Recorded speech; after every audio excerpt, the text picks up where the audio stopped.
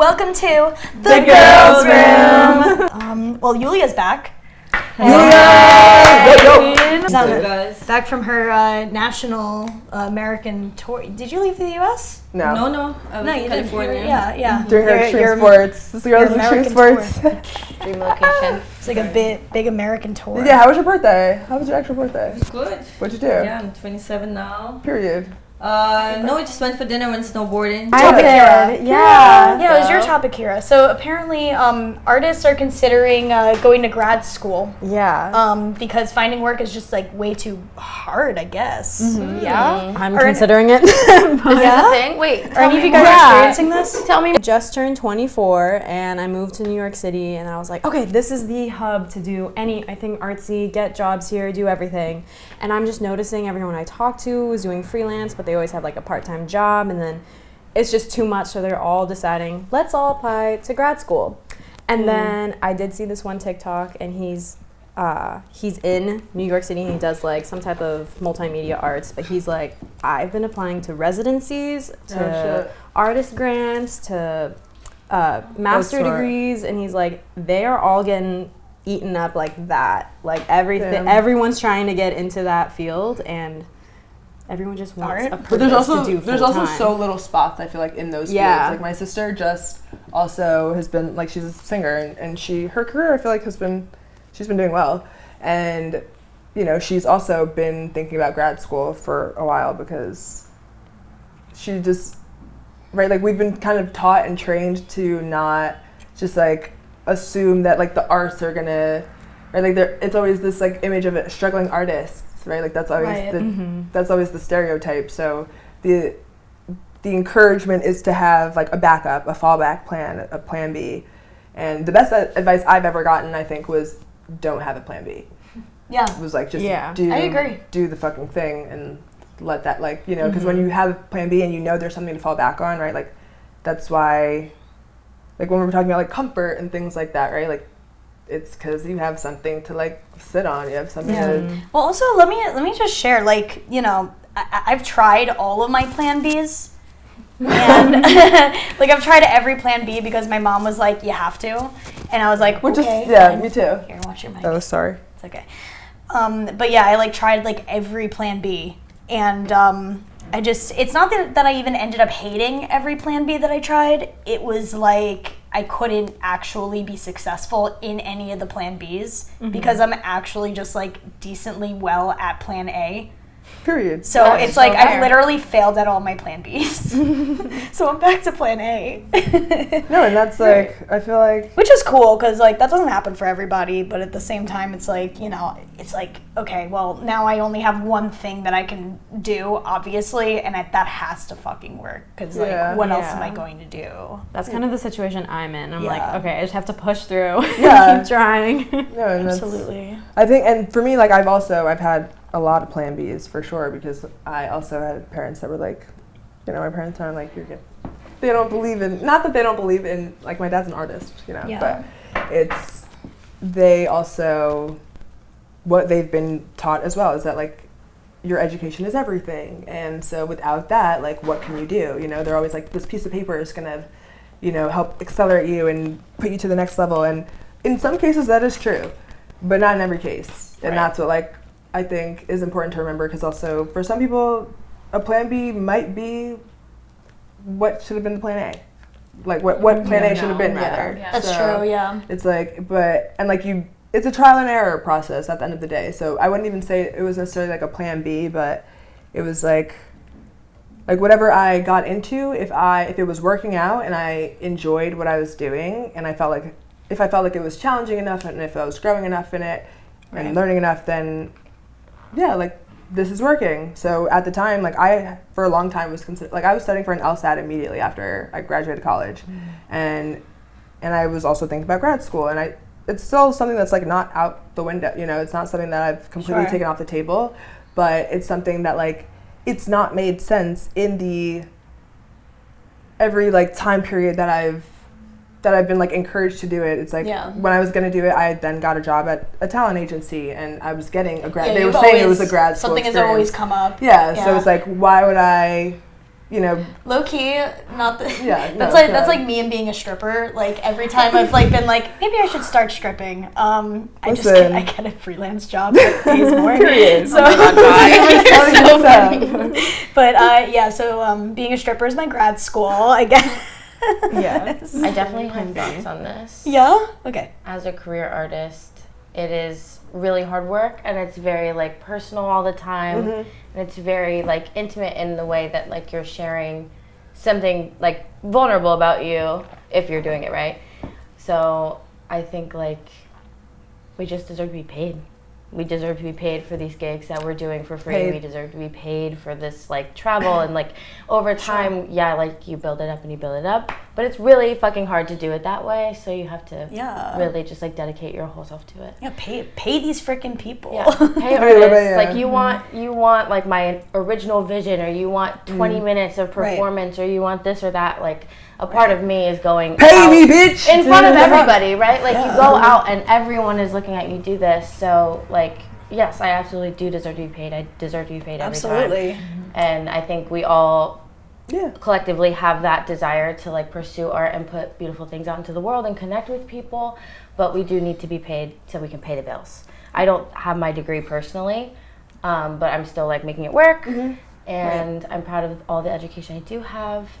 So I don't know, like just keep working. Like, if we just keep working, but then you guys keep burning shit down. It's not fucking fun. That's so real. It's a lot harder to create under those circumstances. Yulia, in your profession, do they like?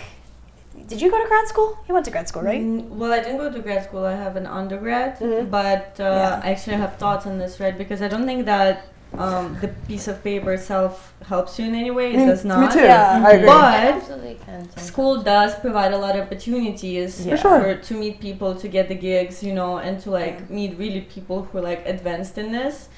And I want to go to grad school one day, but I want to be sure in what I want to do, because right now I'm doing my plan B, which is just working for a corporation, which I like. It's super chill, and it brings me the money. And I don't have the pressure to like. I do know. Also, it's like if you can get good work and it's not fucking killing you, like I do that work 4 hours a day. I'm chilling. You know what I'm saying? Let's go. 4 hours a day. Let's go. I love my job. I wish. 4 hours a day in corporate?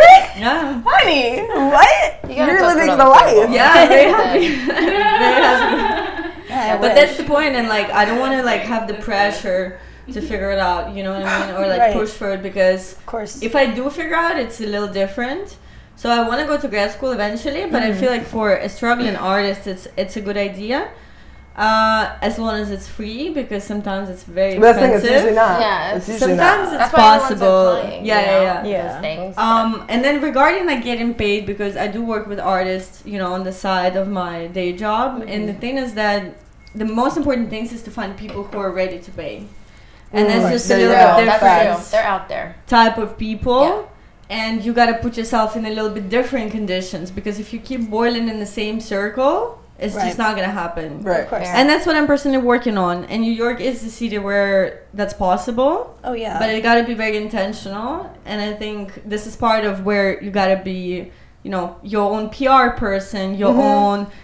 your own agent, your own manager, exactly. Your own everything. You have to wear all the hats. And you need to think about everything. Yeah. And you need to just go for it, or you need to build a team somehow. So, I feel like there's a lot of challenges, but it's definitely possible. So worth it. Yeah. Absolutely. But it definitely like takes longer to do. Like if you're trying to do it by yourself, like it definitely takes longer. So it is worth it to like find that team if you can get it, you know, or just willing participants that are able to help you as they can, like. Absolutely. That's why grad school is a good idea, because everybody's in the same boat.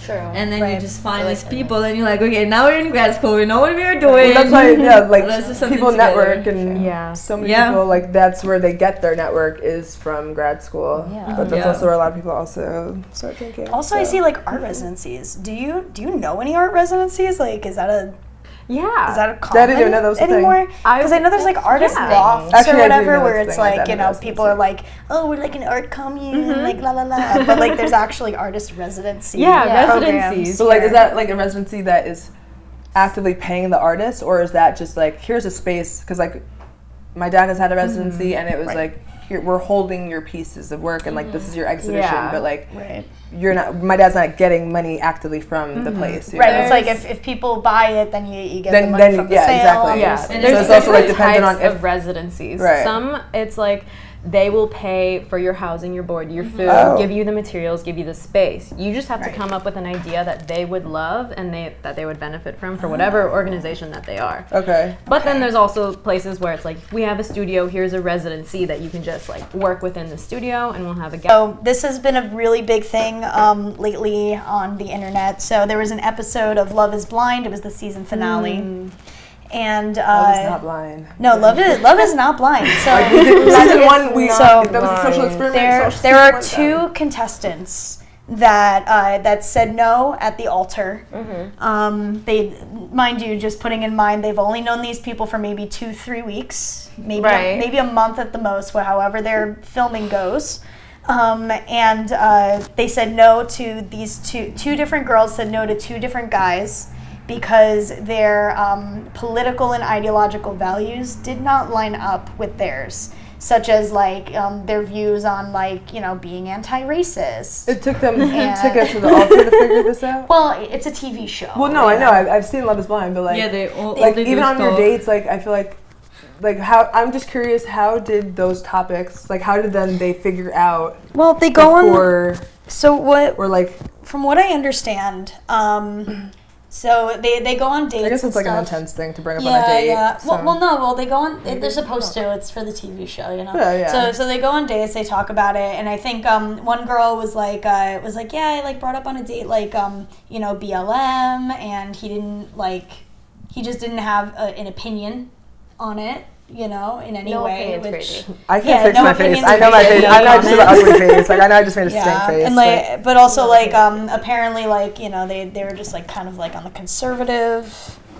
like you know, sort of level, and I guess that's how I didn't see the show. I guess now it's like that's but something more. Everyone's being hyperbolic about it, I guess, and being like, yeah, like they dumped their two like MAGA like you know, on television dates or whatever, and yeah, so like MAGA. boo the downfall of conservatives. Like, oh my god, was this the latest season of Love is Blind? Yeah, like it just happened like maybe a week or 2 weeks ago. But what is the lesson here? So I guess the question is like, what do y'all guys think? Do you like are these all things that are are these things that are all like important to you, or like I think like these things have become a lot more like I feel like, because now that I'm thinking about it, which is why I asked which season, because I'm like, okay, is this as of recently, or was this seasons ago? And seasons ago, right, like we didn't have this person in office who we have right now, so like, and so the things that have been said and done in the media and stuff were not. So let's just say that this particular season was probably filmed maybe last year. Okay, let's say maybe it was filmed like last summer. Okay. We'll just assume that. I don't know. Seems like the likely production cycle to me, at least for that particular show. For sure. So looking at it like from last summer's perspective, even so, okay, I suppose. Yeah. You know, so they go by conservative, you know, more conservative values, and like these girls just didn't feel comfortable with it. They didn't have any like thoughts on like, you know, women's rights and things, and that's disturbing. You know, because what do you mean you don't like? Kind of fucked up. You have a mother. Your opinion like, makes no sense to me. Well, not just you have a mother. If you claim to like women, then but I was gonna say like there's a series of things that I could say, right, like even if you don't have a mother, like a woman gave birth to you, like there's like a lot of things. Like what do you mean you don't have viewpoint? Also, there's not only white people on this earth. There's not only black people on this earth. It's like it's like when people say like I'm colorblind. Like no, like you have to see color. Like. Yeah. Right. It's a thing. It's there. Right. It's just something that like we don't want it. Is it racism or e-racism? Well, like, it's also like, you know, if you had a friend, you know, who was a different ethnicity or different color or whatever, would you stand up for them in a fight? Yes. You know, if something fucked up happened, would you stand by because you don't want to be, you know, train wrecked by whatever the situation is. And that's probably why those women, that's probably why those girls were like, yeah, like, this is not, like, at that point, that's probably how they're thinking, is like, in a fight, in some sort of argument or debate or anything like that, if my significant other is not going to back me or is going to stand there and, like, let someone, like, if you don't have an opinion on it, then you would be a bystander, and by default, you're also at fault. Also, like you're part of the problem. I feel like allyship in a lot of ways, like gay allyship, ethnic allyship, whatever. I feel like that's really underrated at this point. Like people are like, oh, well, you're not that, so, like, why do you even give a fuck? Like, why do you even care? Like, it really undermines the actual effectiveness that allyship, for, like, a group you're not part of, like, actually is effective. And important. No, it's super important. The community's important, and, like, being there for each other is important. I think it becomes a question of also, like, is this person actually genuinely supporting this, or is it, like, performative activism? Right. Like, where is the line between, like, okay, like, because when people are constantly like, I'm an ally, like, okay, but what are your actions, and do the things you write and put out reflect that? Otherwise, it's like, it's just talk. It's like people who, during the Black Lives Matter movement, put up, like, a black square. Like, it was nice, but if you just put up a black square, like, respectfully, like, you're also part of the problem at the time. It's called slacktivism. Like, I like that. Okay. Yes, I like that. Yeah, it's called slacktivism, which I've been very a part of, doing leadership groups and things like that since 2012, teaching about, like what does it mean to actually, be socially active. What does it take to actually, like, not just be your social justice warrior, but actually, like, put it to work? Like, how do you get into your communities? How do you affect your community in a positive light because you say you want to do something? Well, learn how to do it. Also, and learn where to go. You have to have an opinion on it, like, right? Like, you have to be involved in something to have, like, some sort of opinion. That's the whole other, that's the whole other half. I'm talking about people who have opinions on things, like, and they're hard on it. Yeah. But they don't do shit about it. Yeah, of course. There's a lot of that. They're all talk, and then when it comes down to it, like, really standing up for something that they say they fucking believe in, they do nothing. Yeah, they're silent. Exactly. But it's like, there's a lot of. I could say so much, but I won't. I know. But I think more than ever now, like, I feel like, to your point about this being, like, the summer, if we're talking about this being filmed in the summer or whatever, right? Like, we've known who was running regardless, and even in the swap, even if we're talking about Biden or Kamala being the opposing office, like, right? We've established that this election is not about, like, people having beef with another person. It's not because, like, oh, you're a Republican. Like, people who think that, like, they've missed the whole fucking plot and it's gone over their head. Like, it's about, no, you decided that being racist, being a rapist, being all these other things was more, like, didn't matter. And your issue, whether it was, like, people voted off of either, like, one issue or just blindly fucking voted or didn't vote at all. And, like, I also get frustrated with that, but nonetheless, and I get that, like, people feel like they're neutral in that way, but this is not a time to be neutral. Also, part of it,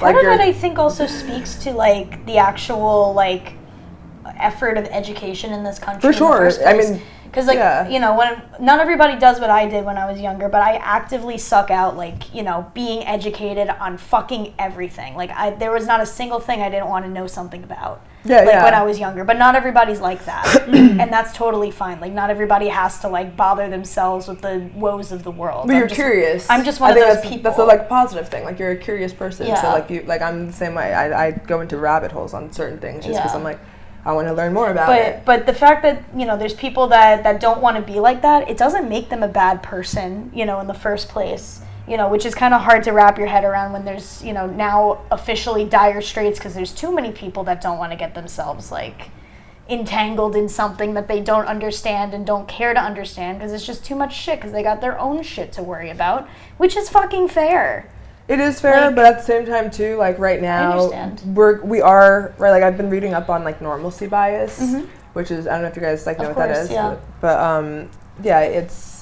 I think it's really interesting because I think I experienced I was one of the people who was experiencing normalcy bias during COVID. Because like when COVID hit, like I was slapped in the face. Like when I tell you the rug was pulled under me, I was like, what the fuck is going on? Like I was genuinely starting to like spiral and panic the second we had to like go home, like, and things were like, okay, the offices were closed, like that was when shit really got real for me. But before that, right, like it was happening over in China and like, so we were very aloof to it. And then when the shit hit us, it was like, oh fuck.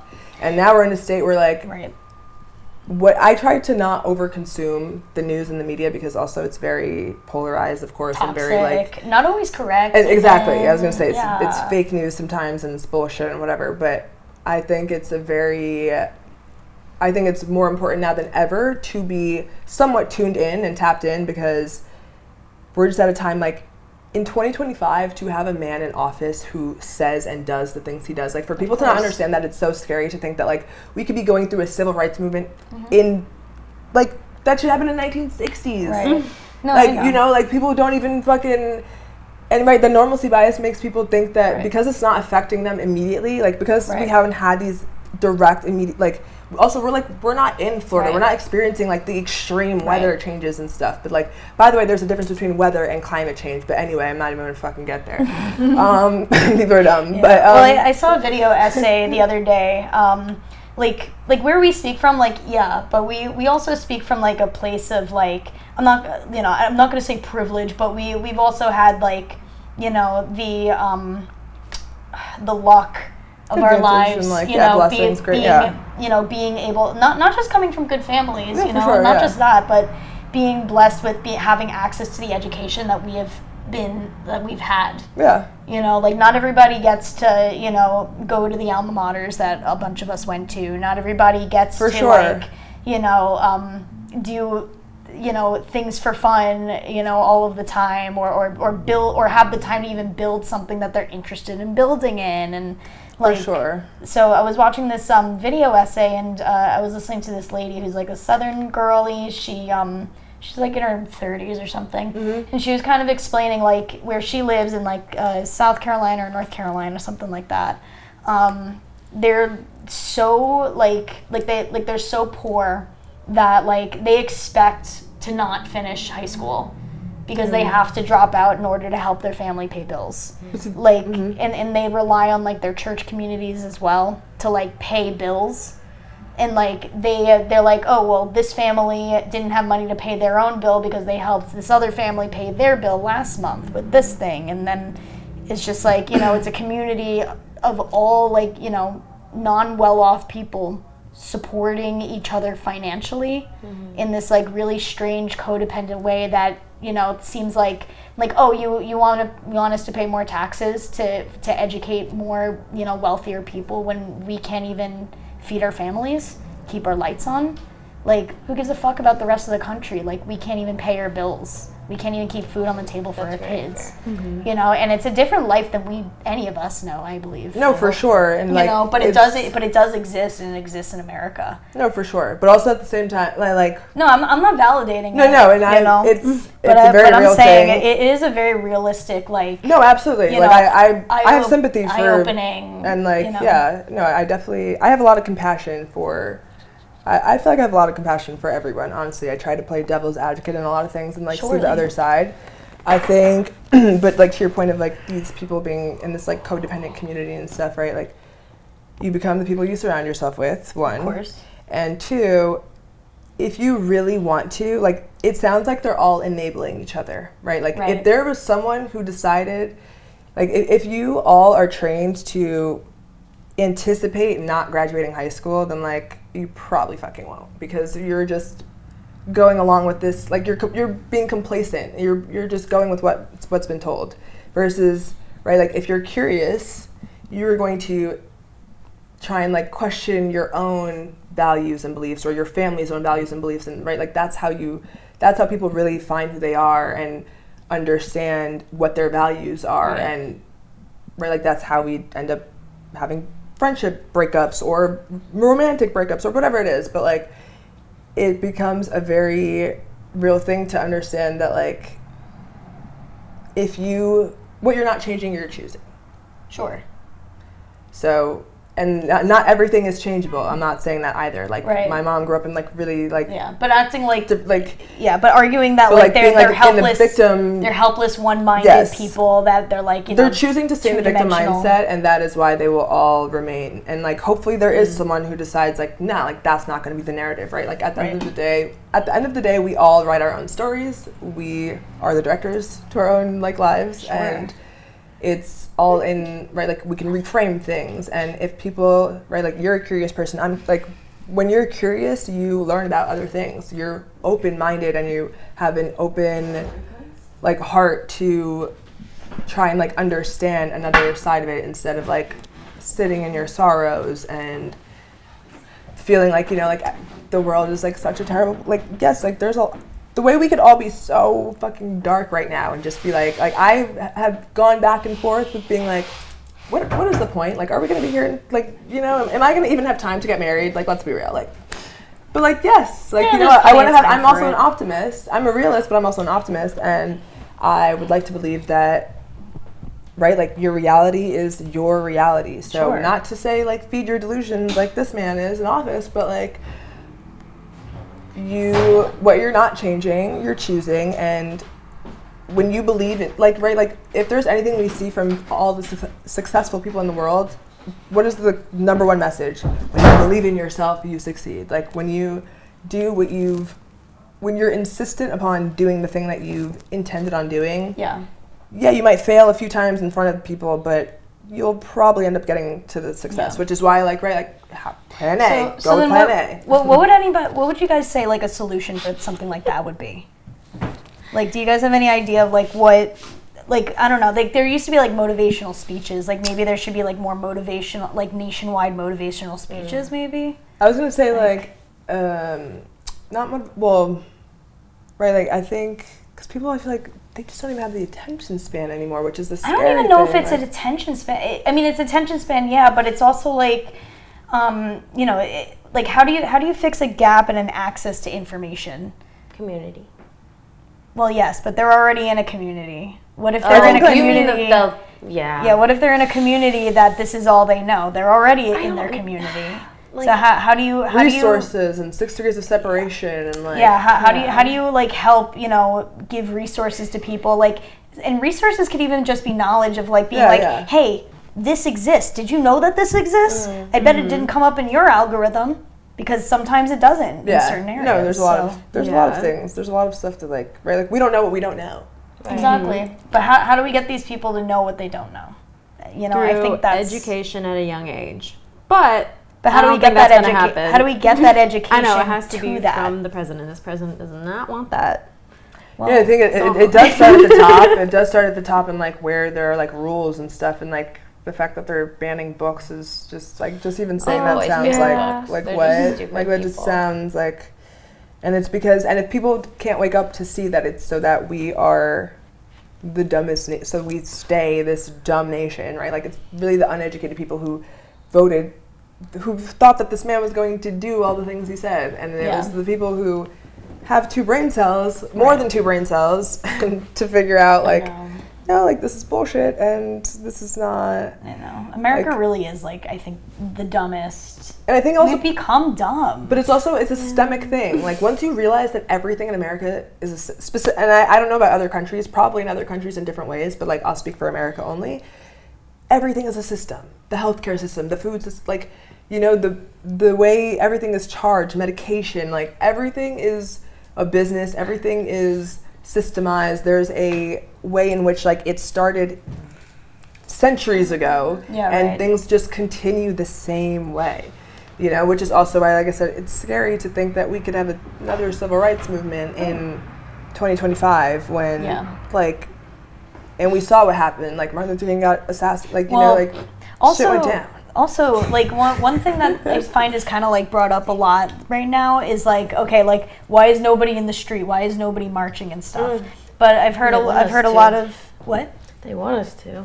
I know. They want us to go outside, so they want us to go outside. Martial law, we're gonna kill all of you now. Mm-hmm. Exactly. Like, oh my God, we're outside in every other way, and I think that it's important to just show up. Like, we have to hit them where it hurts and be together. Absolutely. Yeah, like keep Elon boycotting. Musk losing all that money, like him. I love that was like a TikTok like trending thing. I needed that. Crying over, crying on box. Tesla. Well, no, like staying in your house is the revolt. The revolt is not leaving your house. And probably get a crank radio. That's all I'm saying. Yeah. God. Which, like, at first, like, it seems counterproductive, but no, it's actually working. Like, they want people in the streets so that they can, like, you know, do what they do. They do what they do. I'm not going to name names. Get the stuff. Yeah. I was, like, joking with one of my army friends. I was like, hey, when they enact martial law, are you going to take mercy on me? And they're like, we'll think about it. Oh, my God. Because, like, you're laughing, but, like, I watched The Pianist, and I swear when I watched it, I was like, is this shit, like... I almost felt like it was just a sign at the time of which I was watching it, like, because of all the things I was thinking about. Right. And, like, the way you just see, and it's based off a true story, and, like, the way you see how quickly the Holocaust happened and how swiftly and smoothly and just, like, it was so almost effortless. But, like, the man, the pianist who lives, he lives because, like, it's his resources. He runs into people that he knows. And, like when I watched, that was my second time watching it, and it was... I saw it years ago when I was younger, and like it definitely freaked me out a bit. But it said it was like leaving soon, so I was like, you know what, I'm gonna rewatch it. And it's really interesting to see all the other things you notice in addition from like at first, the first time I watched it, I remembered the general plot, but like I hadn't remembered all these details of like how this man literally survived during and like he was in the ghettos. Like it was just the craziest time. But it was a matter of also, like, are you going to save yourself? Like, at the end of the day, like, you do have to save yourself. Otherwise, like, you're just... Because then you at least can potentially save other people. Like, people have been talking about, like, if you have a passport and, like, you know, like, God forbid something happens and, like, some of us need to get to a different country. If some of your family can't, like, you need to leave them, respectfully. Like, for now, like, you will come back for them, but, like, it's worse. It would be worse off to have everybody, right, stranded in a place that no one can leave versus... somebody who's at least somewhere else and can use their resources in a position of privilege or advantage or whatever you want to call it, but then okay, you can help the other people. But if everyone's just fucked, then we're all fucked. Right. Well, I mean, I also saw like Rosie O'Donnell. She's living in Ireland now. Oh shit. Yep. Oh. Yep. Her and her daughter. We're gonna see a lot of that. I think it's just a lot of people. Yeah. Well, she has beef with Mr. President. Okay. So actually, well, no, but like specific ongoing beef for like decades. So she's like. I don't know the specifics of it, but I could be wrong. But I think something happened. Like they had some sort of fight. I don't want to be on public saying that. And it's no, but it's they've had beef for many years, but because of their notorious beef that I guess is real as fuck because she left the damn country. Oh my god, I want to say something so bad, but I won't because I just don't want to be flagged. Hold it in. No, but I just hold your tongue where you need to. No, I know. Have any of you watched Paradise on Hulu? Yo, go fucking watch that shit. You're welcome. Wait, what was that movie on? The Pianist is on. It's been switching. It was when I watched it was on Amazon Prime. I don't know if it's still there though, but it's really good. It's with Adrian Brody, and it was nominated for a lot of awards at the time. But like it's definitely a hard watch. I'm not gonna lie. Like it has it's you thinking, like a Schindler's you remember List a lot of stuff. It's very real, and then they tell you like what happens. The man died like in the 2000s or like at 2000. Yeah. But like he survived through so much shit, and also when you see something like that, and then you hear about people who like deny that shit happening, like. Or like be so fucking for real. You can tell them something happened and they'll say no it didn't, and then you can send them an article that shows you that thing happened. I mean, people have and they'll tattoos. be like, that's fake news. People are alive to tell stories. They have marks. They have bruised. You know, like they have stories where their whole families were demolished. And it's the same with like slavery. It's like Trump talking about giving white people reparations. Like that just sounds crazy. Like the DEI shit. Like blaming everything on DEI. Like. And I don't want to like. I'm not trying to like talk about politics. We're not. Shit, we're not even going to go calling New into York it. City the melting pot, and then saying that DEI is the problem is crazy. Like the whole world is just insane right now. Yeah. It just is. Like, DEI is just diversity, equity, inclusion. It's just including people and saying, you exist and you're not the same, and that's fine. Also, it turns out it doesn't even benefit the people that he thought it would. Well, he's just an idiot. He's being dumb. Like, they're mass firing people from, like, really, like, fundamental institutions in our country, trying to tear everything down. And we're just like... And just when we think he couldn't get dumber, like, District of Columbia, District of America, there was a please teacher. help this man. Where is his staff? No, there was a teacher who had, like, one of those little posters like this, and it was different color hands, like different skin color hands, and it was like, everyone is welcome here. And they were like, the district is making you take that down because it's DEI. Like, shit like that. It's like, you're just being stupid. Like, you're making our kids uncomfortable. You're making us uncomfortable. Just cut the shit. Yeah, no, I'm not even gonna go into them like prices way too high. You need to cut it. Yeah, right? Like, being a woman is political. Like, being that's a queer facts. person That's is political valid. if you're doing it right, and you should care. Like, which is why having no opinion is crazy. Yeah. So to bring it back all the way back to the beginning of that conversation, yes, your partner should give a shit whether you live or die. Your partner should, like, see other people as people and, like, treat people with respect. And you should also do that. So, yeah. I stand with those women. I'm not going to speak for everyone. But I saw the first season, and then I was like, okay. It's insane. It's a torture sphere. It's not blind. It's a lot. It was a social experiment. Experiment means like you have a hypothesis, and then you do the experiment, and then you decide. We don't need 8 more seasons. Thank you. So we had a swap in the middle of the convo. Yulia had to go do work because she is a working woman with a life for 4 hours, and that's just what the girls are like. So I saw this TikTok about, like, how Gen Z, apparently we're like Zillennial, whatever we fall into. We're like the first generation to really be allowed to be in our 20s and really allowed to be in our 30s. We're not forced to emotionally, like, grow up past, what we actually are at. So we make less detrimental mistakes, I suppose, than other generations, I guess, is, like, the theory of it all. Wait, what was that last part you said? We make less what? We, like, I guess, like, in turn, because we're allowed to act like we're in our 30s and 20s and 30s. Yeah. Instead of pretending we're more mature than we actually are to, like, get stuff done. Like, I guess, the positive of that would be, like, we make less, like, detrimental mistakes because we don't have as many, like, I guess, responsibilities, like high stakes responsibilities as other generations have had in the past. But in turn, it seems to have maybe, like, possibly stunted our growth. Maybe it's an excuse for our stunted maturity and our stunted emotional states. Do you guys think that, like, do you feel like this is true? Like, is our generation, like, an emotionally, physically stunted, educationally stunted group of just negative Nancys? I don't know anyone between 20 and 30 who doesn't have the weight of the world on their shoulders. So, in some way or shape. Yeah. Like, I feel like a lot of them are more, at least the early 20s, are more reliant on their parents than maybe we'd see in the past, like going to college and just fucking off forever. Like, a lot of people had their college experience ruined by COVID, so they couldn't really do that. And they're seeing the benefit of saving money by living at home because we can't afford houses anyway. But I think, of course, like, everyone is different, like, maturity-wise. I won't speak on that, but I definitely think, like, as far as the high-stakes responsibilities, like, we're all still, like, working and trying so hard to, like, eat, sleep, live. Like, I think, but emotionally... Do you think we're emotionally yeah. So maybe we are kind of emotionally stunted. Like, it takes time, I think. Like, we're all kind of... I think we're all, like, right, like, when you see a pattern, right, you can't fix the problem if you don't see it.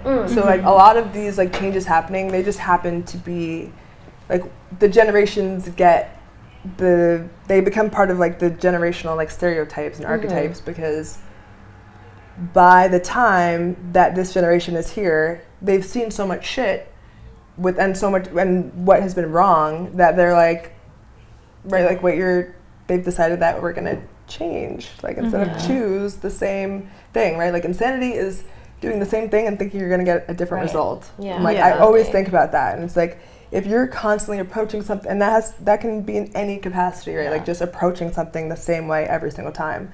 So like, right, like the community you were talking about before, like that's a little insane because you guys are all enabling each other to just do the same thing. If everyone stayed there, it's at that point it becomes a choice. Well, also like we're not getting married as early, we're not having children as early, like we're kind of like putting ourselves first as opposed to like prioritizing. We've chosen ourselves, and respectfully, like boomers and stuff, they're haters. I'm sorry, like our parents are haters. Like and that's why they made their choices and they sucked. No, because it's funny how many people. It's so funny how many people are in their like early 40s and between like say 28 and like we'll say 42. Okay, like who are like, oh my god, like you're so young, right? They're, when you say you're 30 or 35 or oh, you're so young. When you come across like older people, I find this pattern of them having this tendency to be like, oh, like, right, like that's why they're like, oh, they're not getting married as early, and why has there been like is there a rule book? Their whole life is a scam. Like because they've been they've been sold that, they've been told that, and they like misery loves company. Like they're and that's why I don't mean hater in like a disrespectful way. Like truthfully, I just mean it in a context of like it's hard to watch another generation be better and do better and have better when you are like fuck, like maybe if we did differently we could have had that, but like then they're realizing that like. Right, like that's why we're almost considered rebels to some extent. Like I know for me, like I feel like a rebel because a lot of the ways of which I've changed my mindset has been based off of like there's a lot of things that I've just decided I don't want this to go this way anymore. But also like there's also like the downside of like a lot of people were able to move out of their parents' house sooner because they partnered up earlier. Because a lot of us aren't really partnering up to be able to afford to live because we just are, I guess, abstaining from it altogether.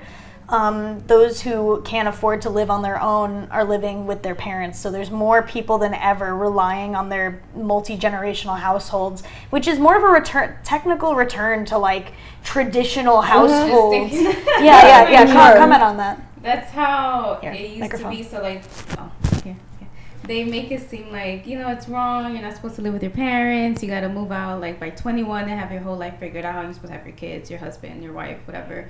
Have your career and have everything ready by 25. And it's like, it's really not realistic in this time. And that's also not how it really was. And so we're being conditioned to a conditioning that's not really for everybody. It doesn't work for everybody. Some people need their family, they need their community, they need to be around help and support and not just be like, oh, go do it by yourself and figure it out all alone because that's how you're supposed to do it. It's not how you're supposed to do it. You're supposed to do it with family, with friends, with support, with some community, and And everyone's different, and everyone has, right, like some people, I find that there's, I've noticed that like people who tend to not be close with their families will have some commentary to make for people who are close with their families, whether that's a backhanded compliment or regardless, like it feels like a little bit of like a jealousy thing or something, right? Like it's a little bit of a dig, and it's because there's this idea, like I think everyone imagines that if you're with your family, like everything's set, you know, like there's always going to be groceries and you have someone to help with your laundry and this and that, and like that's not necessarily the case. And like also we don't know what household, like we don't know if there are toxic household members or what the circumstances are like inside. So like I think it's really unfair when people do make this assumption of like, right, like it's this huge judgment. And like I've lived in Brooklyn and like I'm back at home now, and I've never felt more comfortable being like, yeah, I'm home, and what about it? Because like I know my reasons for being home, you know, like I've had a lot of stuff happen. I've had a lot of loss in my family. Like there's just been a lot of shit where I have needed my family, and not in a, oh, like let me depend on them and rely on them my whole life. Like I am very independent in a lot of ways, but I also have things that like people wouldn't, like I've had like a neck injury in the past, so sometimes I get like a pinched nerve, and in cases like that I'm so grateful that I'm home, because I'm like, I would have to call an ambulance, and I've had to do that before, and it's not fun, and it, you know, like there are certain things, and like when I know I'm like re-stressed and stuff like that, like I do need people. I do need the like commotion and things like that. And like I said, like everyone is different. It's not, I think it's unfair to assume that, oh, like, okay, if you're home, like they got it like that. Like, you know, like you might, maybe they are paying rent, maybe they're helping, like, you know, you don't know how people are helping out in certain ways. And sometimes it's harder when you're with family because you have to care for so many more people. Like it's not just you, it's you know, you want to be considerate and you're spending more money because there's more people, you know, like there's a lot of different things that people don't consider. And I mean, but also like the whole idea is like if you are having a spouse, like if you're getting married or engaged, like this is a person that's supposed to be part of your family. Like you are blending your families in a sense together. Yeah, for sure. But just, are we behind or like, what did you say, like emotionally like stunted growth? Like I think that's not fair to like to assume, you know, because also there's a lot of ways that, right, like people are like, oh my god, like, you know, the obsession with social media and stuff.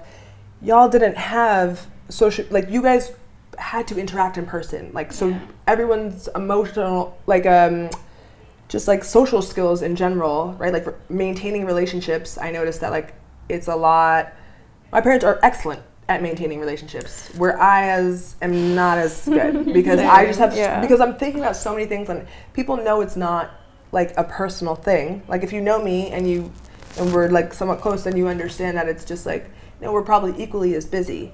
But right, like you talk to people when, again, I don't mean this in a like using way, but like when it's convenient. Sure. When you have time, like things are transactional, and whether that's whatever it is that you're getting emotionally, physically, whatever, but like there has to be some like give and take. And of course, well, most of my closest friends like currently are like people that I work with more you know, like even people that I date, like we always have some like weird from like mutuals. we have weird entanglements of through work, really mostly, or like work related activities, which is, so it's like if somebody isn't really doing a work activity like related thing, like we almost don't have anything to talk about, at least at this stage in my life. And like older friends, like the ones that like have kind of like stayed in my circle, we don't talk all the time, but like we're contacts, and I could, you know, call them up for anything if I like really needed them for something or like had a question or whatever. A lot of those people are like people that I've like entangled with like other like, you know, not like necessarily work type things, but like things that were like activities of like vast substance, like all of my party friends that I met, like, you know, college and stuff like that, like we don't really have that much to talk about anymore because we're just like on different paths. But like I have closer friendships that I've known like from, I guess, like my high school years and stuff than I even do with like people that I've known in college. Yeah, that's fair. Just because a lot of it was partying, at least for me. Yeah, right. And that's like, right, like you realize that a lot of those friends were like convenient friends. Like they were there when you're in a bubble. So that's you worked with what you got. Right. But like, and then it's a choice at the end. And obviously, like, of course, for certain relationships, it's like, if they value the relationship, they'll maintain the relationship in some capacity. So there's things you can do that say otherwise. I'm not saying that like, okay, it's just this excuse to like not maintain like good relationships and stuff, but it's something that is, like, we just deal with a lot of different things that. But it's harder these days to maintain. No, and that's what I'm saying. Like we have a whole different, like we have so many distractions. Like you know, we're following our train tickets. Like there's everything on your phone, and and people forget that. Like older people, they forget that. So this like talking down and this like, oh, you guys are so lazy and this and that. Like, one, we're efficient as fuck. Two, we just like we're this is the times we're in. Like we're just moving with the times. If we didn't have cell phones and shit, trust me, we'd all be outside too, right? Like we all had a childhood, I'm sure, where like we did a lot of different things than what the kids are doing now because that was what was accessible to us. And also, would you maybe argue that like maybe we're learning a lot of things like that took maybe years of therapy for other people to learn. We're actually learning it in a much smaller time span. Yes, and earlier. And learning from other people's mistakes because we have access to watch more of other people's mistakes. Yeah. Yes, and that's so like the generational thing. It's like I feel like we're all very rarely blindsided as often as other generations are. Mm-hmm. No, I agree. No, that's when, like, yeah, we've seen so much. We've seen a lot of changes, especially like the millennial, that we're on that cusp, and it's just it's a little bit of a scary thing to be in our like age range, I feel, because it's it feels like we're the last like generation to have this understanding of like both worlds, right? Like this, like we know how, like, I don't know, does everyone here know? We might as well call this like the Zillennial podcast. Like we're all kind of like cuspers. I think that's something to run with, Yeah, right. Yeah. For real, honestly, like there's just a lot of stuff that, like I said, we don't know what we don't know. So like the kids of today, like I don't know if you guys watch those videos on TikTok that are like teachers being like, shit, like my second grader said to me. I love those videos, but I'm also like, like what? I'm like, what the It's like fuck? also they just can't write. Or not read. Legible. I have a friend who is a 6th grade teacher, and he literally told me that he got into the education space because he wanted to better it, and he's a really genuinely good person. And he's like, I'm a 6th grade English teacher, whatever. He was like, there's no hope for these kids. Like, he was literally like, I give them points if I can make out a sentence. And I'm like, what do you mean? He's like, legibly. Like, he was like, and if they have like grammar, like it's like amazing. But he's like, if they can just give me a readable sentence, like the amount of people who don't know how to do basic math, like just like counting change and stuff, like the amount of people who get impressed when you can do things that feel very like, like, like. Years ago, I remember that there was like this whole hypothesis that like younger generations are not gonna like remember how to like use their mouths. Oh god, that's scary. Use the mouth. Well, they're not gonna know how. No, like the way I'm just like, okay, mama, no. I knew what you meant. But you know what? They might not be able to do that shit either, But maybe I'm just take not in these hands. Okay. I don't even know. But like traditional ways of communication, like talking to each other, are something that's going to be lost. I mean, communication now is difficult even through text, like even or getting someone on the phone, and it's this like fear, like we're able to hide on a screen 24/7. So the minute you have to confront something IRL, I love confronting things. I'll confront it every day. I know you will. I do it every goddamn day. I don't care. Well, no, like it's gonna be like, hello, yes, it's me once again. Yeah. Why do I need to speak to you? No, that's good because you're asserting. Passive avatars and memes, passive ways of communication that looks in people's eyes that aren't necessarily like. No one knows what the fuck that means, and don't you even tell me that you know what the fuck eye contact look in someone's eye means. Sending me mixed signals because I'm like, when you're sending messages like this and I don't know what the fuck they mean, you're gone. No, I see kids that are actually outgoing. They don't seem to. They really don't. I've actually observed a little bit. Like these kids don't seem to talk with their mouths. They seem to talk with like their phones. Like they're really like texting each other back and forth and just looking at each other like. And then looking back down. That's really fucking scary. Isn't that fucking weird? But it's also like the iPad kids and like. I was hoping it was just like one batch of kids and then the rest will be fine. No, bitch, they're all like that. No. Yeah. I know. No, it's astonishing. No, it truly is astonishing. They're also saying that, to your point, like in a different capacity, they're saying that AI in a few years will not understand that it's AI. Yeah. Right. So it's like this emotional shit. And AI is going to be more human than actual human beings. I saw a video of a guy who was asking his Snapchat avatar AI, and he was asking him like questions to really make it think about itself. Yeah. And I think it was like he asked about love. He asked about like what you are, and it really reflected on itself. And I think he was like, okay, now you know all this. Would you like choose to kill yourself if like you had to live in like humanity's world? And it would. Wow. Well, you know what? If you that's so the robots, even the robots are sad. Bro, like we're not giving these kids anything to look forward to, right? Like the whole world is blowing up. Well, think about it everything's done for them. I'd be on my phone too. Like I would not do my homework if like if I was a kid right now, let me not. Well, think about it this way. Like AI has a really hard time with, like, being able to decipher nuance. I would do my homework. So let's think about it in this way. You're right. So let's think about it. Smart enough to understand that, too. Correct. Well, to use AI properly. Well, no, because understanding nuance actually entails, like, understanding a certain social norm is being disrupted, or being able to make connections to abstract concepts. Abstract concepts and connecting them together. Like, oh, this monster isn't actually a monster; it's a commentary on this thing that has happened before during this very specific time. It completely lacks ability to connect abstract. Like, it doesn't topics. read between the lines. It doesn't know how to read between the lines, basically. Right. That's where, like, I feel like, that's when humans, that's why we have humanity and stuff. Right, but we read emotions and things. We're not just creatures who, like, look and, like, are physical. That's what will always set us apart, because AI does not, and I don't think it ever will, have the ability to really be able to decipher nuance in a meaningful and constructive way that pushes forth humanity in a good way.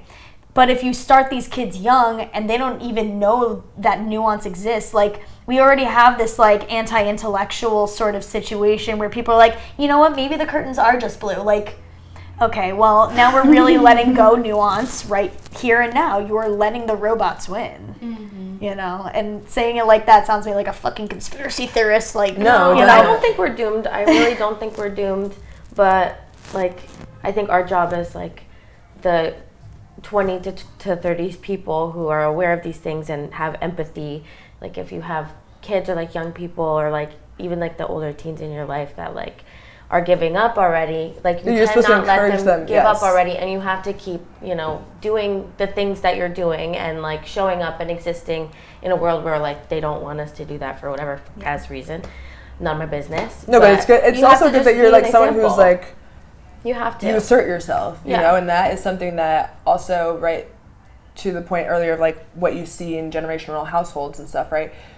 Men and women have had this, right, gender roles have been a thing for forever. And so I think breaking out of that conditioning is a very difficult thing, because it just depends on, like, I guess how sick of it's very how much you especially in the professional world. How accepting you are of, like, what you see, and how much you're like, fuck no, like, that's not going to be me type of thing. Yeah. You know, so it's really like, where are you going to draw the line of, because, like, there are a few people who in the younger generation where I'm like, okay, like, I've met, like, a 4 or 5 year old where I'm like, okay, this kid might be the president, like, on some shit. Like, I'm like, because just the level of maturity and, like, the way he's able to understand. And I don't know if you've seen, like, the TikToks of little kids who have these answers to start, like, in these little interviews, and you're like, wow, like, they understand a lot more. Some of these kids are incredibly profound. And it's because also their parents are, like, encouraging them to assert themselves. And to be a like, person instead and of not being, an iPad. like, and instead of being complacent, and instead of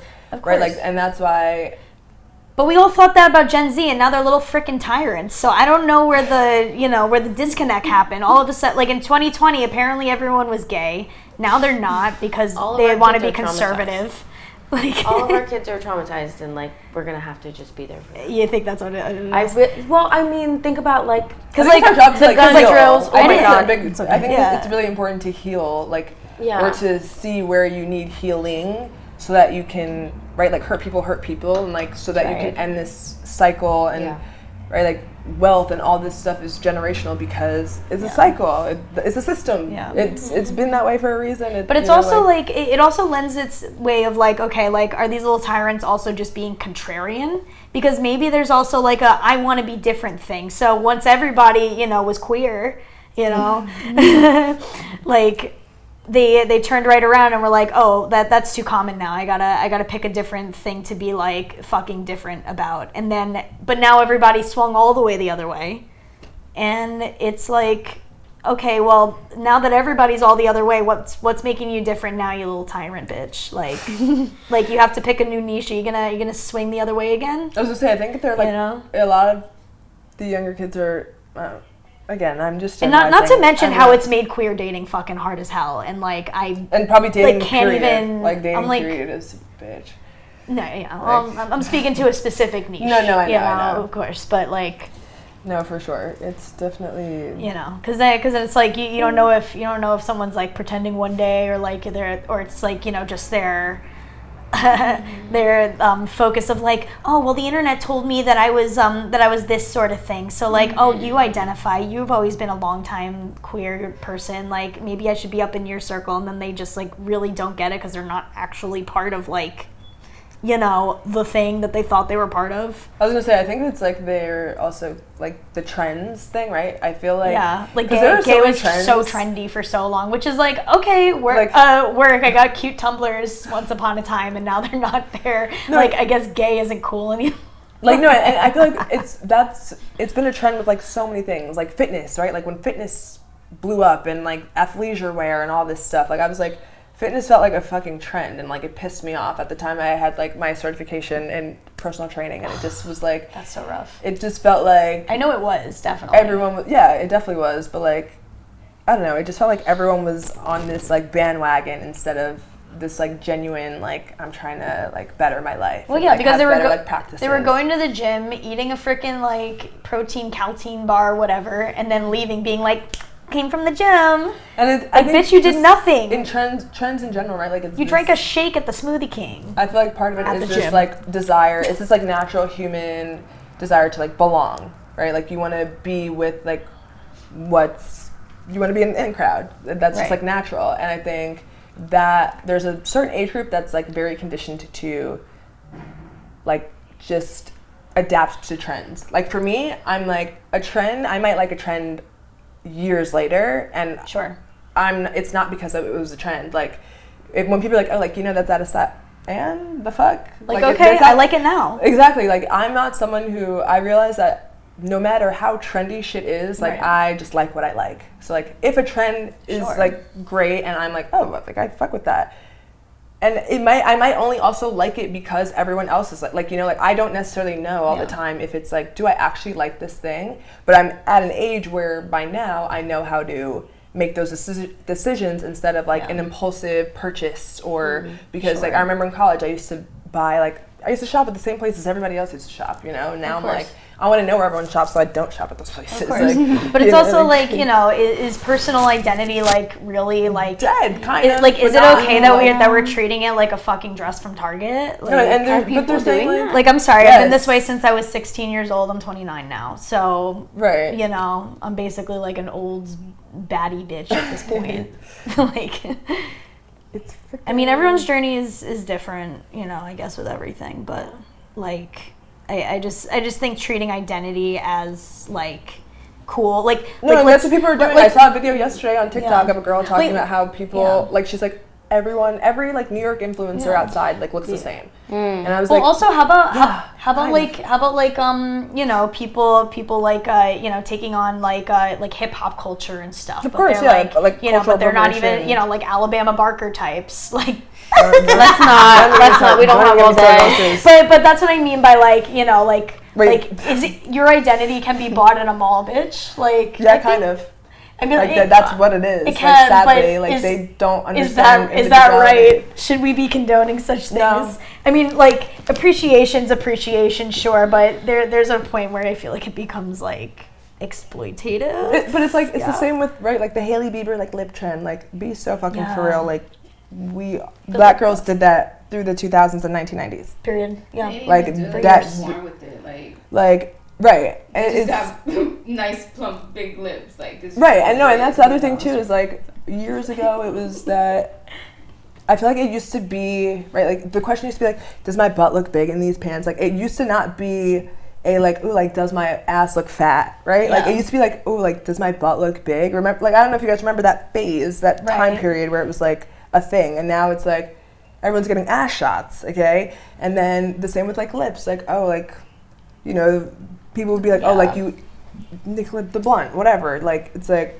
but now y'all are getting boosted fucking lips, and for like the Kardashians, right? Like I cannot condone supporting them at all at this point, because y'all have black kids and have not, and you support a man who doesn't even like black people, period. And on top of it, they're silent. They've been silent about everything, and they have. They know they're the like most influential. I have them blocked. I don't even want their Kim ads. just did an ad with Tesla. So if that doesn't tell you where they're at. So she's... Yeah, she just killed her own career, which is great for her, honestly. She did this, like, Gilded Age photo shoot with, like, Tesla robots. Weird. And, like, the Tesla car, like... And Why? My thing is, I feel like people are still going to continue to support They are. They absolutely are. What I never really understand. Like, we could see these things, say these things, but they're going to, like...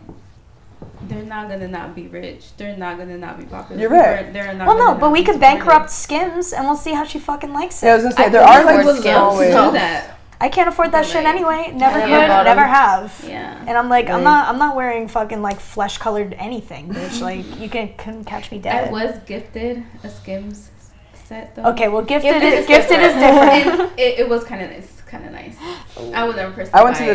But it was nice. It was nice to feel it. But like, okay, I see. No, it's okay. It's nice. But don't buy it. But fuck them. Anyway, I'm just kidding. No, it's okay. I went to the Apple store and I said, can I exchange these beads? They said no. Alright, they're the Kim Kardashian beads. Fuck her. Anyway. Fuck Kimmy. But it was because I liked the color and they were on sale. Shut up. Everybody stop. It's fine. Honestly, flesh color is kind of fab. Exactly. But it's also like... It's giving. It was giving. They said no, and I'm going to get new headphones anyway. But it is giving. But you know what? The flesh colored Hydro Flasks are all on sale at Whole Foods right now. So it's going out real quick, bitches. Also, don't get too comfortable in your skins. She got that shit from Kanye. Like those color tones and stuff. Like Kanye really like started that with the like his first like drop of Yeezy. And stuff. No one said he didn't have taste, but he also doesn't have taste. He's on one. I'm sorry. Like he's on 10. Yeah, like I minimum. Can't even. I still listen to his songs, but I'm just like old Kanye. Like no, like I honestly only listen to like his old shit, and it's like that's the image I keep. Like the shutter glasses, like those. That's the image that maintains in my head of him, and that's like it's gonna stay that way. Those were the days. Because when he was Yay, I'm like, what do you mean he's Yay now? Like Yay. Oh, I forgot about that. So fucking for real. Like they literally cross out shit on Spotify. They put it back, but I was like, what the fuck? Anyway.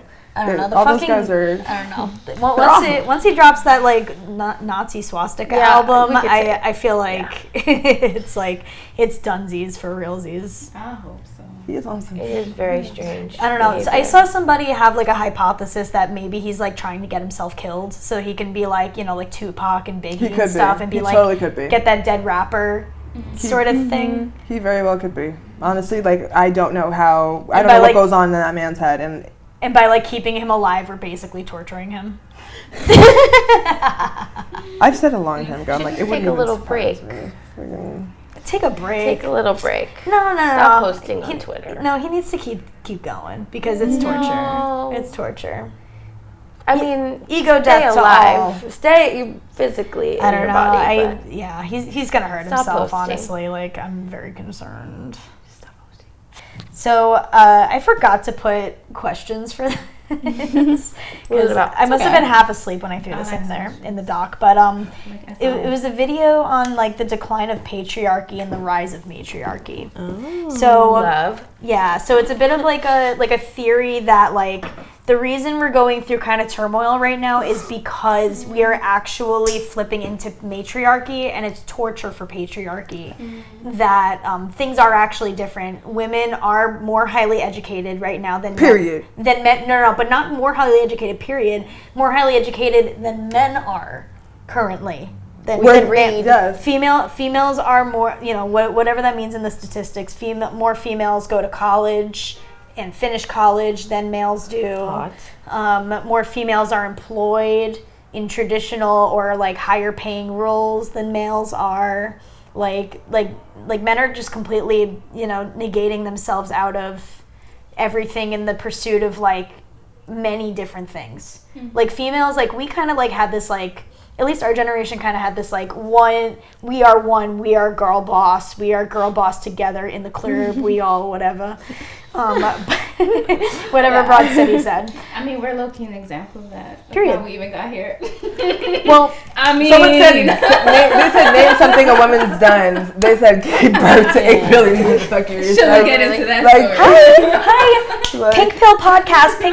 Like, hello, like oh my gosh, But I like know what that means. Women are also like tapped into back to the conversation of like systems and stuff.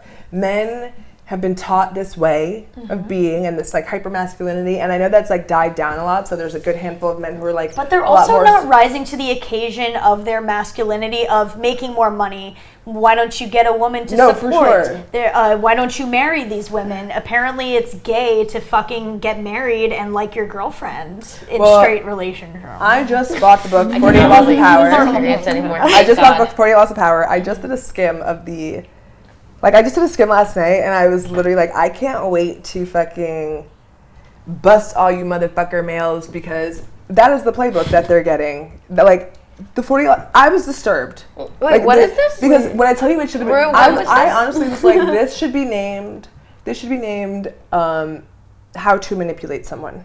Like, that is really what the book should be called, because just from what I skimmed, I'm like, is this the game? Like, it's a fucking mind game. And I'm like, this is what half the men I've dealt with have. I'm like, this is their playbook. And I'm like, that's why I'm going to go through every fucking chapter. And when I tell you, I already started highlighting. Boys don't read, though, so I don't get it. Like, how did you'd be surprised how many men actually read books like that. Yeah. I'm kidding. Right? Like, books that are like... Really? My ex read that book. Yes. Boys read. I bet he did. Or like The Prince by like Nicole... Machiavelli, whatever. Like, he just bought that book. We're gonna bleep out the name of the book. What? So She literally just bought that book. A narcissist just gave me this book. A narcissist just gave me this book. Hey. Should we be concerned? You know who you are. Some people don't read it. We'll ban this book. Hilarious. There's a quote actually in 48 Laws of Power from this book, and I was like, wait, I just got this book. Hence why we're not together. Oh my god, we're in fucking literature. We're in literature. Princes and royals. Just give through look even through the Where's the Justify the table of contents. Yes. Sounds like something. So basically, if you haven't read Machiavelli, Machiavelli. Machiavelli. Niccolo Machiavelli. So he's basically put into lay person's terms, he's like the ultimate narcissist. Like he's the ultimate narcissist. He's like the ultimate villain. Like if you look up villain in the dictionary, he's the example. In 48 Laws of Power is He also inspired Tupac a lot. Tupac? Yeah. How so? His whole Machiavelli era was inspired by I didn't realize that. Which is why my ex bought the book, because he's that makes sense. Yeah. So that was his reference for buying this book. But someone who I just boxed gave me that book. It's a short read. Of course, they got it. Yeah, it's really merely a pamphlet. I know. I was like, this is the reading. I think it is. I think it is actually considered a pamphlet. Yeah, it's a bathroom book. Yeah. Okay. Read a chapter per bathroom trip. Yeah. That'll probably help me make that movement quicker. So boys, I think men are. I think yes, and a man gave that to me, and it just. Honestly, like I said, skimming the book last night, I actually was like my jaw was on the floor. I was like, this is the shit, because just even the titles, the laws itself are just disturbing. And I'm not even, I don't, we'll get into it. I'll have to write some of them so that we could talk about it in another episode, but I'm 99% sure that most men are using this playbook.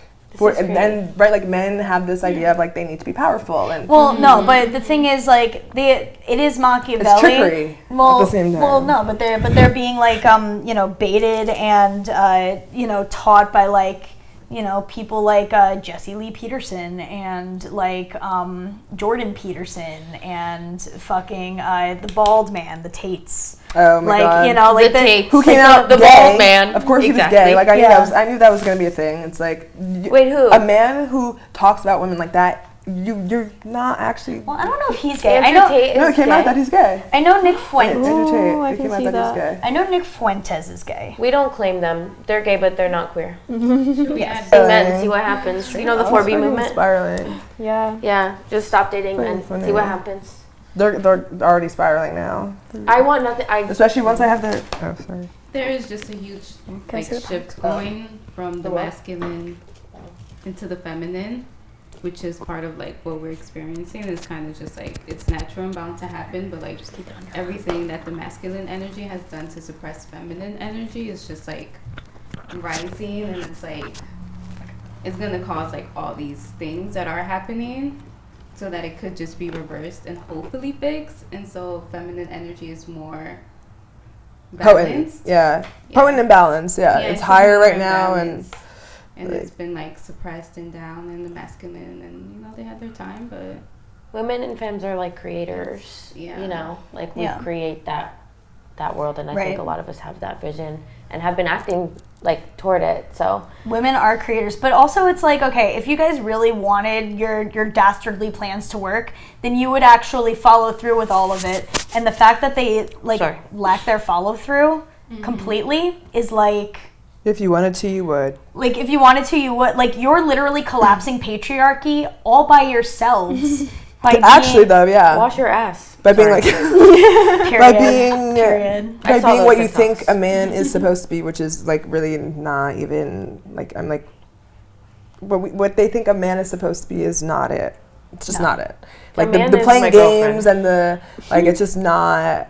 Like, women are over that, and the thing is, women are seeing right through men's bullshit, and so they're choosing to decenter men a lot, whereas we've been conditioned, again, with gender roles, like, our whole lives to, you know, when you have a husband, you're going to cook for him, and this and that. No, not any fucking more. That's not happening, and because nobody's dealing with the narcissistic, like, controlling bullshit. Like, to an effect, I do, like, you know, agree with, like, maybe decentering romance for both sexes. Because I've seen it gone, you know, both ways, where, like, one person puts all of their, like, emotional and, you know, eggs into one basket, where it's like, okay, well, just because you have, you know, a wife or a girlfriend or a fiance doesn't mean that they need to carry all of your emotional load, you know, just because you have, like, a husband or a boyfriend or something. Like, we should have, like, diverse relationships. Like, we have a romantic partner. That's cool. How about we also have friends? Like, your romantic partner doesn't have to be the person that you talk about, you know, like,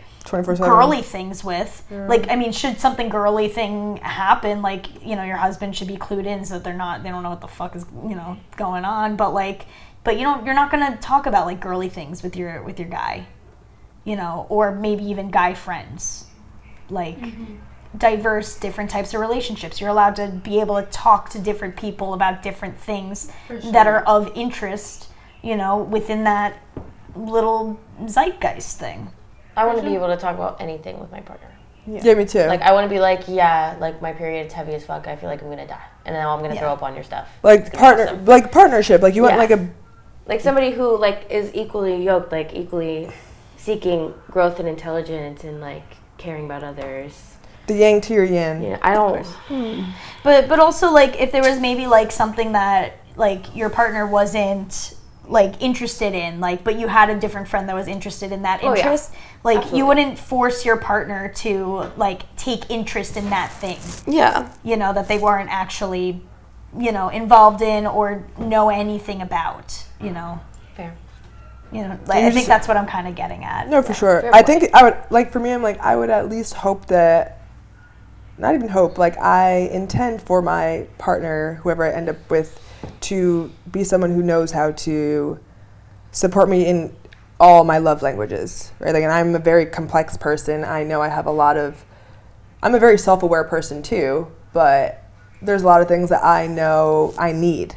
And that's not because, like, oh, a man is going to provide those things. It's like, no, like, if this partnership is going to work where we're both equally happy all the time, then there are certain, like, right, like, I hate when people say it's, like, compromise, because compromise sounds like you're, like, settling.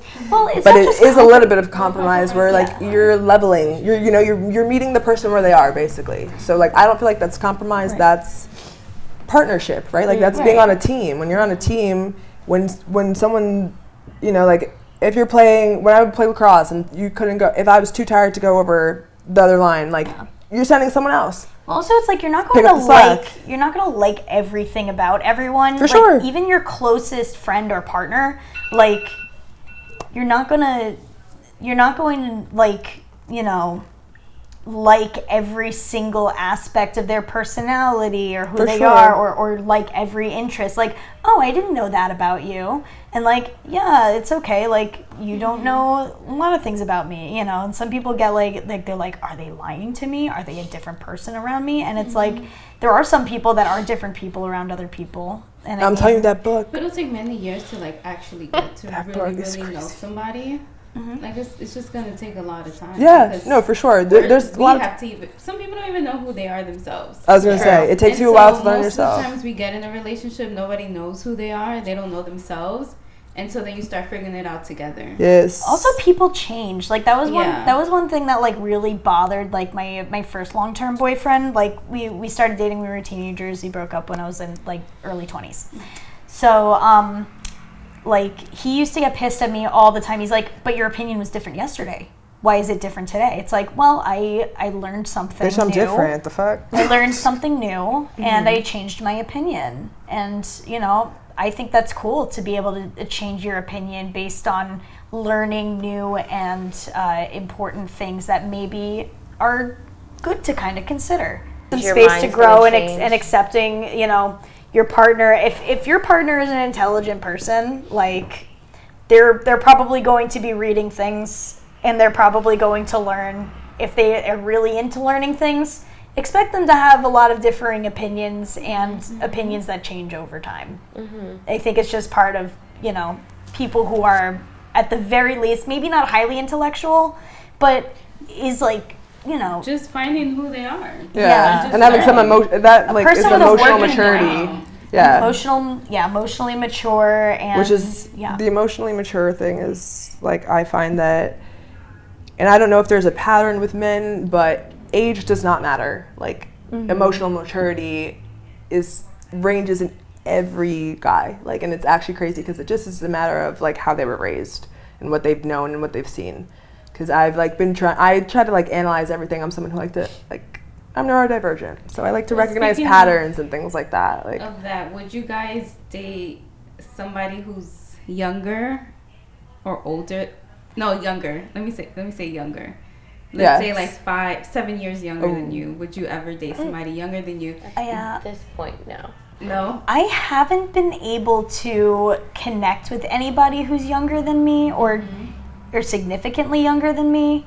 I also don't really connect very well with people who are much older than me. I think I've only really dated people who are like maybe either the same age as me or maybe 1 year younger, 1 year older.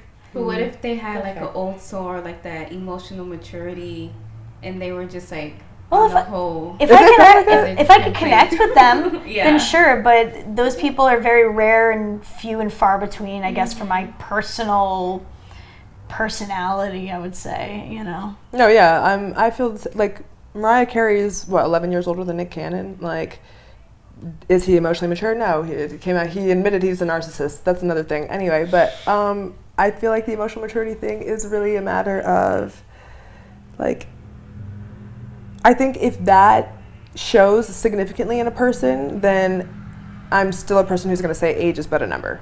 Because that's really, and I say that all the time because that's just what I find to be true. Like and it's not even that I can't guess someone's age. It's just that like what you think someone should know or might know, they don't, and things that you wouldn't expect them to know, they sometimes do, and it's just, and then even like about themselves, right? Like for me, I'm at a point where because I know myself so well and like feel like I'm so emotionally mature and have matured so much from like in my 20s in general, I feel like a man in his 30s, like you should have your shit together to some, especially if you're doing well in your career, and if it appears like everything in your life is together, then relationship should also not be that hard to like keep together. I mean, I've also found that if somebody is like nefariously older or nefariously younger, it's usually for nefarious reasons.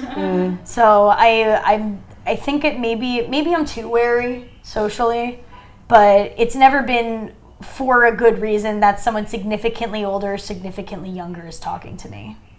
I feel that's fair. To be in spaces where at least in my personal experience. Like it's good to recognize that, like, because I had an experience with someone significantly older, and I hadn't recognized, like, it took me a minute to go, wait, like, I'm something else in their head, you know? Mm-hmm. And that's where I, like, drew the line. But before then, I was still like, age is but a number. Like, I honestly hadn't even known their age. And then when they told me, I was like, oh, like, okay, like, whatever. And it didn't matter until it did. And then there were little things that were like, where he said, you know, the age didn't matter. It was like, don't tell anyone you're younger than this. And weird shit. I was like, no. Yeah. So, red flags. I feel like older, like, it's nice to connect with older people on a community level. I'll connect with anyone on a community level. But dating-wise, I prefer my partner to be, like, in my age range. Yeah. So my girlfriend currently is 24 and a half, and I just turned 25 in December. So, okay, nice. Like, I like that because, like, we're both kind of in the same place in our careers, even though they're different from each other. Like, we're both, like, commuting to work, and, like, I don't know. We're very similar in a lot of ways that I like a lot. Yeah. I think it's also helpful to, like, right when you want to grow with someone. Yeah. If you're in somewhat similar like areas of your life, and that's why I also like age range, right? Like, I don't recommend dating someone like so much older. Like, I wouldn't ever do it again because it was just like, it was just a very, right, like, completely different generation, completely different mindset. And you don't realize that at the time when you're, like, really just having chemistry with the person. Also, it's, like, a weird dynamic, because also when you start going on public, it's, like, you know, that adds a whole new layer. Oh, yeah, no, there were times that, like... Let's... Yeah. Hold on. I plead the fifth, anyway. I can only imagine. For me, Kier. I would also date someone in my age range. I love to claim that I'm emotionally mature. Maybe in, like, other relationships, but it's just, like, for love... I feel like I'm immature in that way because I always avoid it, and I know I do, so I'm not going to go necessarily to someone who's, like, so mature, and I'm like, scary. Well, no, but that's mature to know you're an avoidant, like, somewhat, yeah, you know? So that's what I know about. I'm not, like, toxic or anything in a relationship. I know what I'm doing, how it's affecting people, so I just take myself out of the equation, which I can work on. But I do know other relationships where I know someone who's a girl who's 25 dating a 21-year-old, and I'm like, okay, but I talked to him and he seems it's like emotionally mature. I feel like that age range is like teetering a little bit, but not quite. Like as soon as I like got past the age of 21, I was like, you know what, I can't date anybody under drinking age. Yeah, that's a good you know, just period. Or which is fair. Or like my new thing now, since I'm obviously older than 21 now, is like Are you? I mean, last I checked, but I won't date anybody who is younger than my sister, who is 3 years younger than me. Yeah. Oh, that's good. Because I find that, like, anybody that's under my sister's age, I generally don't really have either business talking to. They don't have business talking to me. Like, there's no connection. Yeah. But also I don't connect with anybody that's really younger than my sister's age anyway. Like, I know some of my sister's friends, but even some of them are too mature for me to, like, really connect with. You know, not in a bad way, just, like, you know, they don't have the same experiences that I do. They're not at my level. You're not on my level. You're just not on my you're not on my level. And it's that simple. No, I was talking to someone for a hot minute who was, like, 4 years younger than me, and like, I hadn't known, and then, again, like, they seemed emotionally mature, and then very quickly, I was like, because I already knew the signs, and it was like the wool. It was just a matter of time, and some people make it look really good on the outside. They're like, I'm offering you love and stability. But it's crazy how quickly it can go from like, oh, you look so mature, to now like, you could tell me you're 2 years younger than you are, and I would believe you because of your behavior. All right, so we're gonna wrap this thing up. Boo, I'm having too much fun. I know. Join us next week. Ha ha ha. All right. Or the week after that. I love you, girls. I love that everybody was actually able to join today. Awesome. Loved it. They got them. Period. Bye.